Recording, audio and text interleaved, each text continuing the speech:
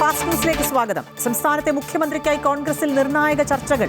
ഖർഗെയുടെ വസതിയിൽ കൂടിക്കാഴ്ച നടക്കുന്നു. MLA-മാരുടെ പിന്തുണ മാനദണ്ഡമാക്കും. KC വേണുഗോപാലിനെ നിർദ്ദേശിക്കാൻ സാധ്യത. കടുത്ത നിലപാടിൽ VD സതീശൻ. സീനിയോറിറ്റി ഉന്നയിച്ച് രമേശ് ചെന്നിത്തല. VD സതീശൻ അനുകൂല പ്രകടനങ്ങൾ. അച്ചടക്ക ലംഘനമെന്ന് വിമർശനം.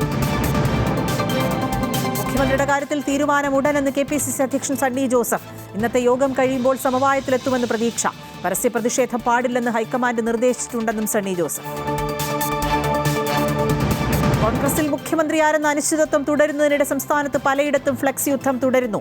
സെക്രട്ടേറിയറ്റിന് മുന്നിൽ VD സതീശനെതിരെ KC വിഭാഗം വലിയ ഫ്ലെക്സ് സ്ഥാപിച്ചു. മുദ്രാവാക്യം പോസ്റ്ററായി പതിച്ചു.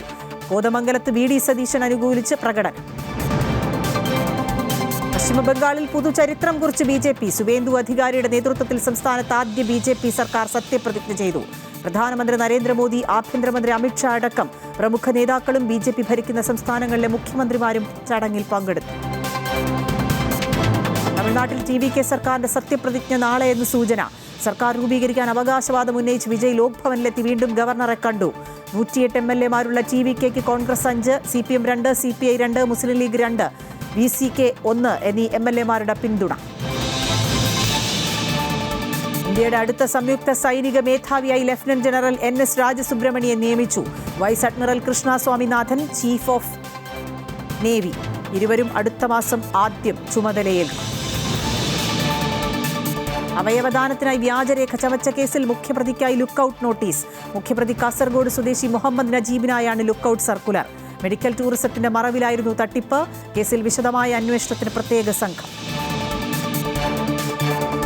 സംസ്ഥാനത്ത് വേനൽ മഴ ശക്തമാകുന്നു.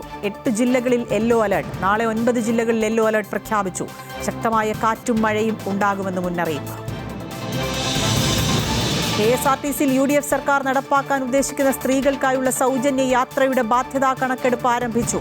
ഇതിന്റെ ഭാഗമായി ജെൻഡർ ടിക്കറ്റിംഗ് സംവിധാനം നടപ്പാക്കി. ഇത് പ്രകാരം ബസ്സിലെ സ്ത്രീ പുരുഷ ടിക്കറ്റുകളുടെ എണ്ണം അതോടൊപ്പം തുകയും പ്രത്യേകം കണക്കാക്കും.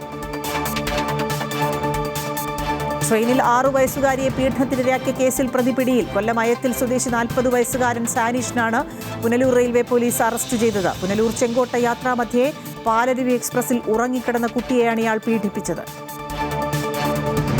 തെന്മലയിൽ വീണ്ടും കരടിയുടെ സാന്നിധ്യം. തെന്മല 13 കണ്ണറപ്പാലത്തിന് സമീപം കരടിയെയും കുഞ്ഞുങ്ങളെയും കണ്ടു. ജനവാസ മേഖലയിൽ കരടിയുടെ സാന്നിധ്യം. വിനോദസഞ്ചാരികൾ ദൃശ്യങ്ങൾ പകർത്തി. ഈ മാസം ആദ്യവും പ്രദേശത്ത് കരടിയെ കണ്ടിരുന്നു. ഹാൻഡ വൈറസിനെ കുറിച്ച് അടിയന്തര ആശങ്ക വേണ്ടെന്ന് ഇന്ത്യൻ ആരോഗ്യ വിദഗ്ധരും സർക്കാർ ഏജൻസികളും.